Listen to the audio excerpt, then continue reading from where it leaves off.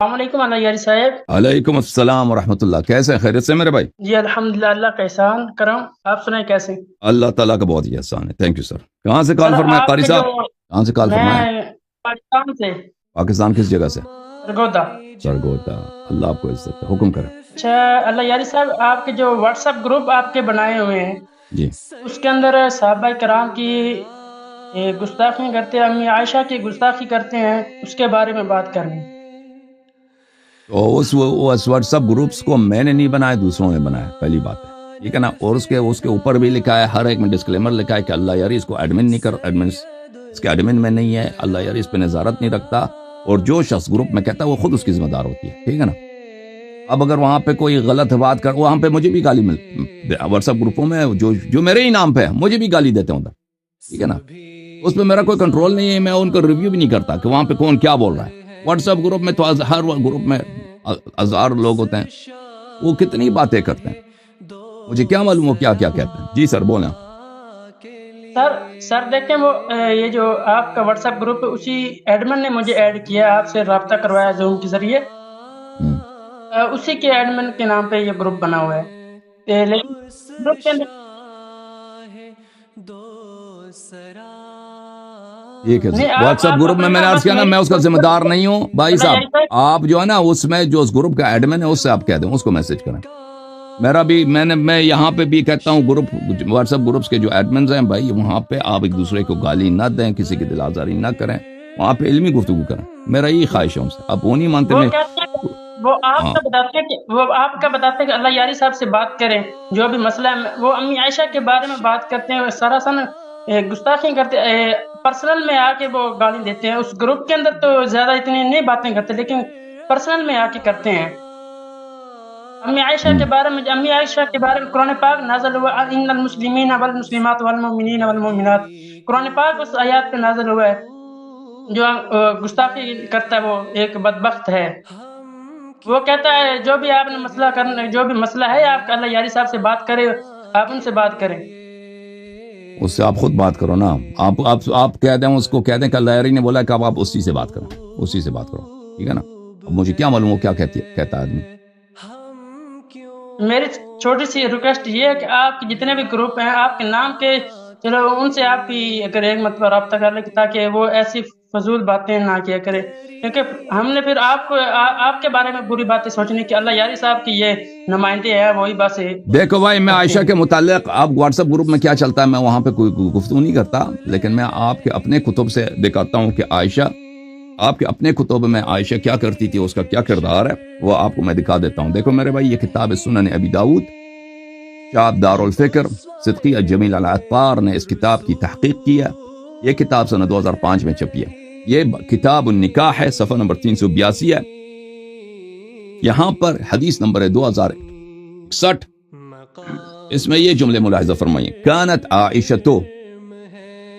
تأمر بنات اخواتها, عائشہ صاحبہ اپنے بتیجیوں کو حکم دیتی تھی, وبنات اخوانها, اپنے بہانجیوں کو اور اپنے بتیجیوں کو, بنات اخواتها اپنے بہانجیوں کو, وبنات اخوانها اور اپنے بھانجیوں کے حکم دیتی.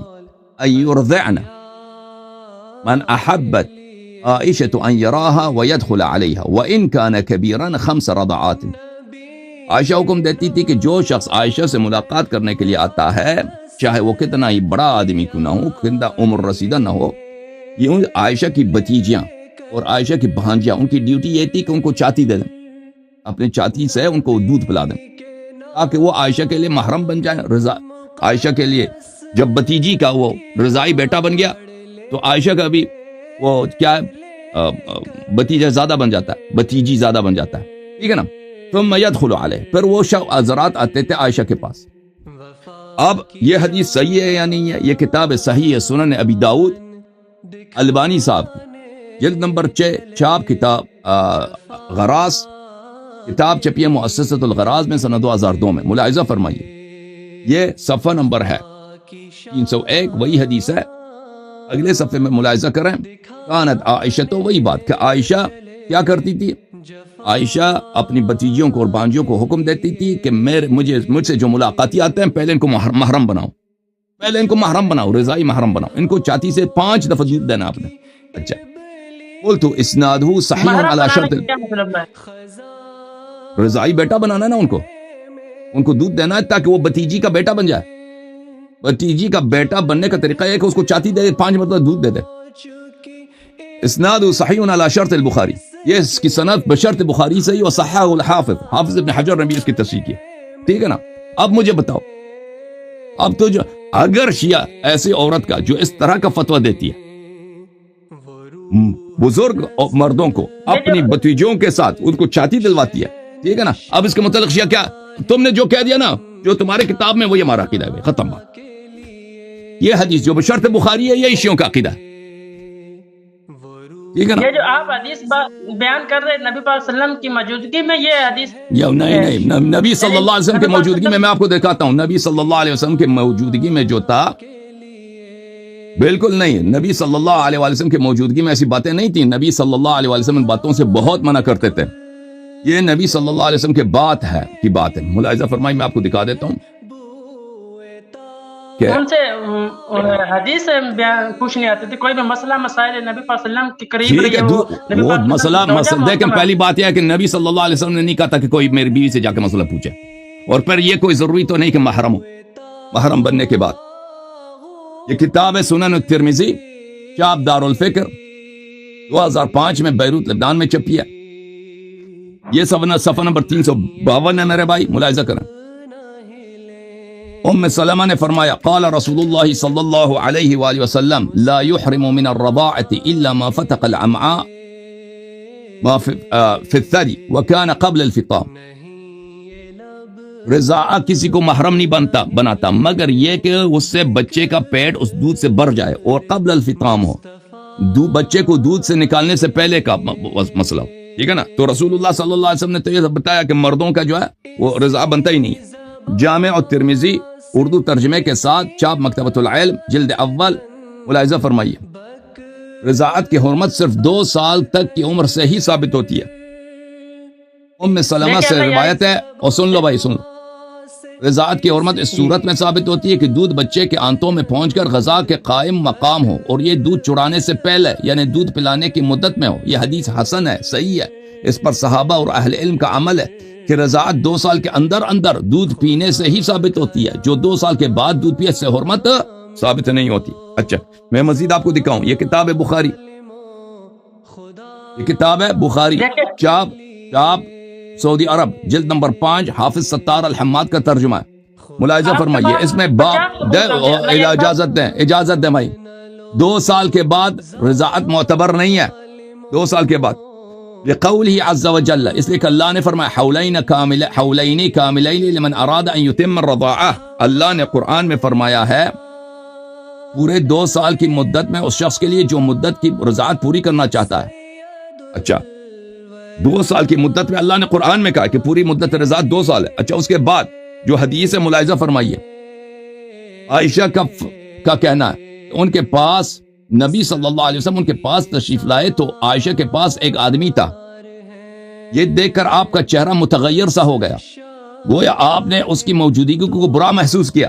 نبی کو برا لگا صلی اللہ علیہ وسلم کہ یہاں پہ ایک مرد کیوں ہے میرے بیوی کے ساتھ. عائشہ نے کہا یہ میرا رضاعی بھائی ہے. آپ صلی اللہ علیہ وسلم نے فرمایا خوب غور کیا کرو کہ تمہارے بھائی کون ہے. رضاعت تبوک سے ثابت ہوتی ہے. اس کو کس باب میں لایا؟ اسی باب میں لایا کہ 2 سال کے اندر ہی رضاعت ہوتی ہے. رسول اللہ صلی اللہ علیہ وسلم نے عائشہ پہ پہلے بھی غضب کیا تھا. رضا اس طرح نہیں ہوتی کہ بھائی بڑے آدمی کو دودھ پلا دو تو رضا بن جاتا ہے. تو عرض یہ ہے میرے بھائی، دیکھیں ہاں بات سنیں. دیکھیں آپ بھی نفی کر رہے ہیں نا، امی عائشہ رضی اللہ کے بارے میں نفی ہی کر رہے ہیں نا. نہیں نفی نہیں کر رہا، میں ثابت کر رہا ہوں بھائی، میں ثابت کر رہا ہوں کہ یہ عورت وہ ہے جو اپنی بتیجیوں کو اور بہانجیوں سے کیا کراتی تھی.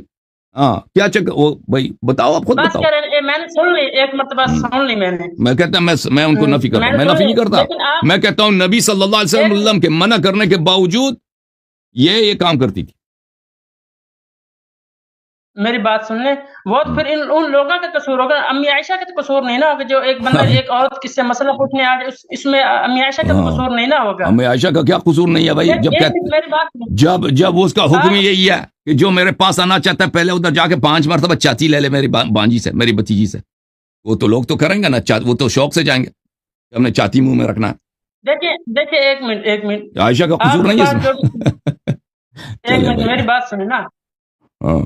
آپ جو بھی باتیں کر رہے ہیں کہ امی عائشہ کے بارے میں کہ وہ نبی کی بیوی ہے، آپ اس آیات کے نا جو آیات ان المسلمین چلیں وہ آیات ٹھیک ہے بھائی، تم اپنے مولوی کو لے کے آنا تاکہ آیات کا مردوں کے لیے پاک عورتیں نہ پاک عورتوں کے لیے پاک مرد، پاک مردوں کے لیے پاک عورت، یعنی نبی ہمارے نبی پاک تو پاک ہے، تو اس کی بیوی بھی پاک ہے، اس کے اوپر کچھ بھی بات کرنا وہ تو اسلام سے خارج ہو جائے گا.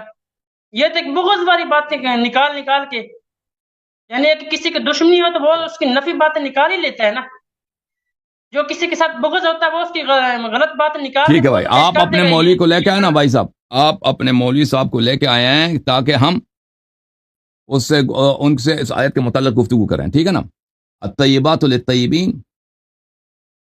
والطیبون للطیبات، وہ اور دوسری آیت ہے، تم دوسری آیتوں میں خلط کر رہے ہو. وہ اس آیت کا مطلب یہ نہیں ہے کہ ہر جو اچھا آدمی ہے اس کی عورت بھی اچھا آدمی ہوتا ہے، کیونکہ حضرت نوح علیہ السلام کے بیویاں اچھے نہیں تھے لوگ. اس آیت کا مطلب یہ ہے کہ اچھی بات اچھے لوگوں کے لیے اور برے بات برے لوگوں کے لیے، یہ آیت کا مطلب ہے. ٹھیک ہے نا میرے بھائی؟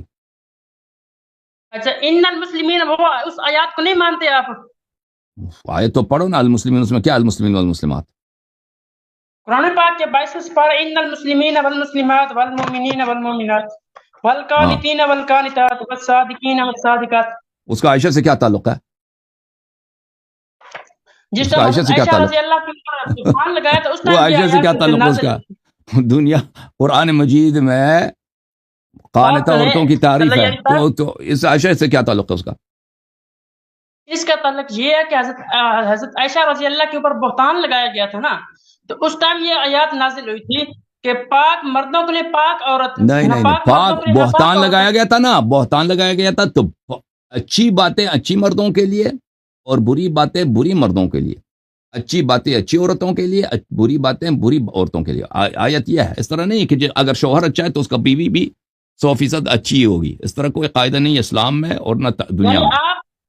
اور کیا میرے بھائی نفی ہی کر رہے ہیں نا نبی پاک صلی اللہ علیہ وسلم. آپ سوچیں بھائی، ابھی سوچیں اب خود میرے بھائی صاحب سوچ لینا کہ جو عورت ابھی آپ کے محلے میں، آپ کے شہر میں، آپ کے گاؤں میں اگر کوئی ایسی عورت ہو جو اپنی بتیجیوں کو اور بانجیوں کو حکم دیتا ہے کہ جو بھی مرد اس سے ملنے آ جائے اس کو وہ چاتی دے دیں 5 مرتبہ، تم اس کے متعلق کیا کہو گے اس عورت کے متعلق؟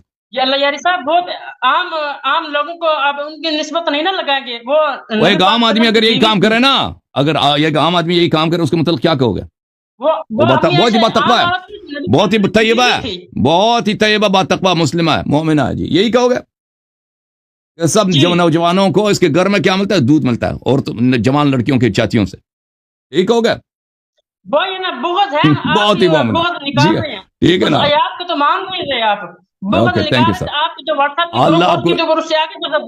اللہ آپ کو عزت دے، اللہ آپ کو سلامتی دے. آپ کسی مولوی کو لے کے آئے میرے بھائی، ٹھیک ہے نا؟ اچھی بات ہے، ہمارے پاس ابھی ہے